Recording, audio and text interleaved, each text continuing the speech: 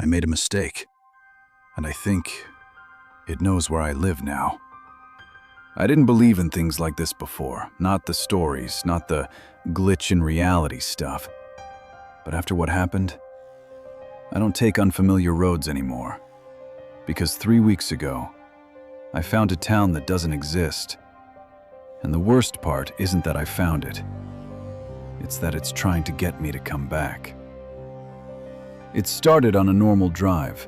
Same road I've taken 100 times. Late at night, barely any cars out. Just me, the headlights, and the sound of my GPS giving directions I already knew. About 40 minutes in, something small happened. Something I almost ignored. My GPS stopped moving. Not like it lost signal, not like it crashed, it just froze. The arrow showing my car stayed perfectly still, even though I was still driving. I tapped the screen. Nothing. I checked my signal. Full bars. That's when I started to feel it. That slight unease. Like something wasn't lining up. And then I saw the sign. It came out of nowhere. I swear it wasn't there before. I would have noticed it. Old wood, faded paint, and carved into it, "Welcome to Briar's Hollow." I remember saying it out loud. Briar's Hollow? Because I knew there was no town by that name anywhere near me. I almost kept driving. I should have kept driving. But something about it made me slow down. And before I really thought it through, I turned. The moment I passed the sign, my GPS went completely blank. Not frozen, not glitching, just gone, like it had never been on. The road narrowed as I drove in. Trees closed in on both sides. Streetlights started appearing, but they were dim, flickering. Then the houses started. Small, old, too quiet. There were lights on inside some of them, but I didn't see a single person. No movement in the windows, no cars pulling in or out, nothing. And that's when I realized something that made my chest tighten. There were no sounds, no wind, no insects, no distant traffic, just the hum of my engine. It didn't feel like a town. It felt like something pretending to be one. I don't know why I did it, but I pulled into a gas station near the center. The sign above it buzzed faintly, lights flickering in a pattern that didn't feel random. I turned off my car, and the silence that followed was too complete. When I stepped out, that's when I felt it.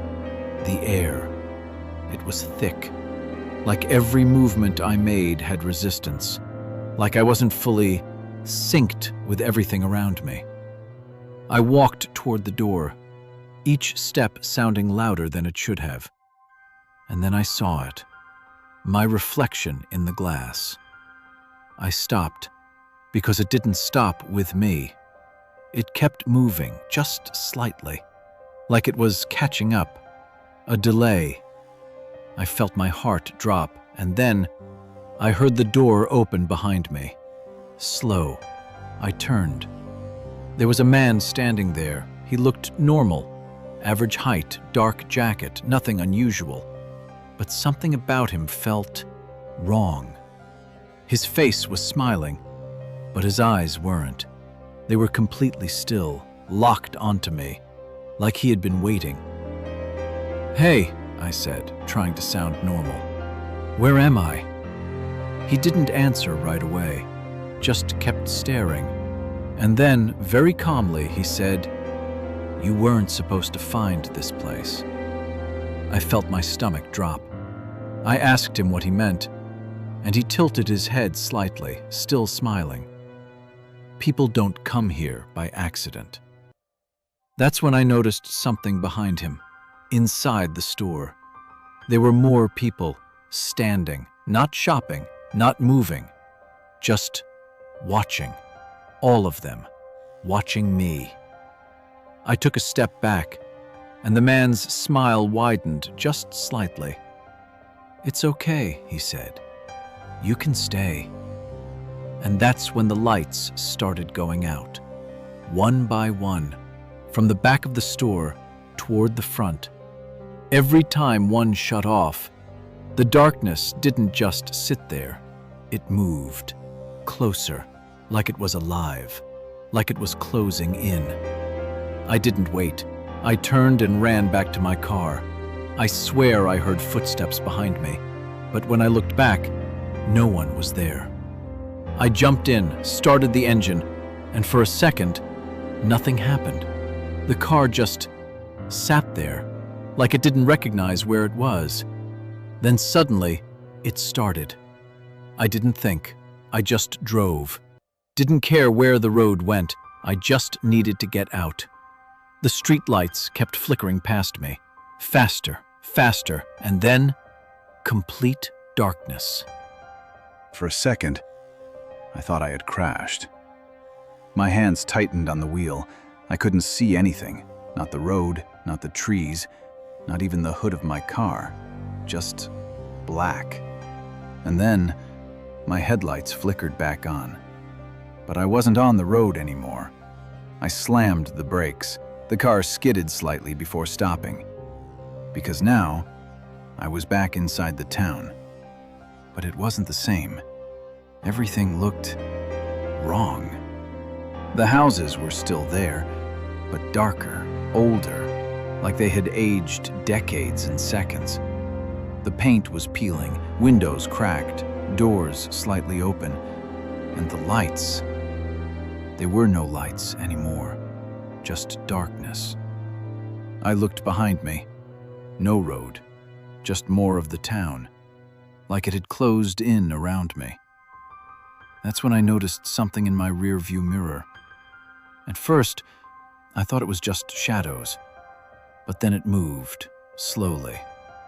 A figure, standing in the middle of the street behind me. Too far to make out clearly, but I could feel it watching me. I turned around in my seat, and it was closer. I didn't see it move, it was just closer. My heart started pounding. I locked the doors immediately. Not that it felt like it would matter. The air inside the car felt heavier now, harder to breathe, like something was pressing in from the outside. And then, my radio turned on, loud, static at first, then a voice, distorted, crackling, but I could make out one word: stay. I reached for the dial, but it changed on its own. Another voice, this one clearer. You shouldn't have left. My hands were shaking now. I threw the car into reverse, but when I hit the gas, nothing happened. The engine revved, but the car didn't move, like the ground itself was holding it in place. And then, there was a knock, right on my window. I froze. Slowly, I turned my head, and he was there. The man from the gas station, standing inches from the glass, smiling. Same expression, same empty eyes, like he had been there the whole time. You can't leave yet. I couldn't speak, couldn't move. And then, more knocks, from the other side. I turned. There were more of them now. The people from the store, surrounding the car, every window, just staring, not blinking, not moving, just watching, waiting. The man leaned closer to the glass, and this time his reflection didn't match him. His reflection was still smiling, but his real face was completely blank. That's when everything changed. All at once, they stepped back, in perfect sync, every single one of them. And the street behind them began to stretch, longer, distorting, like the town was unfolding itself, opening up, inviting me deeper. The radio crackled again. You were chosen. My chest tightened. And then, my GPS turned back on. The screen flickered, and a route appeared, highlighted in bright blue, leading straight through the town, deeper. And at the top of the screen, a label, Home. I stared at it, because I knew that wasn't my home, and yet something about it felt familiar. Like if I followed it, I wouldn't question anything anymore. Like I wouldn't want to leave. The car suddenly jerked forward on its own, slow at first, rolling toward the path. I slammed on the brakes, but they didn't respond. The car kept moving, and the people, they started smiling, all of them, wider, too wide. That's when I snapped out of it. I grabbed the wheel and yanked it hard to the side. The car veered off, slamming into the curb. Everything went dark again, for just a second, and when the lights came back, I was back on the road, the real road. My GPS normal. No town, no people, nothing. Just empty pavement stretching ahead of me. But before I drove away, I looked in the rearview mirror one last time, and I swear, for just a second, I saw the sign again. Welcome back. What would you do if you encountered this hidden town? Leave your answers in the comments.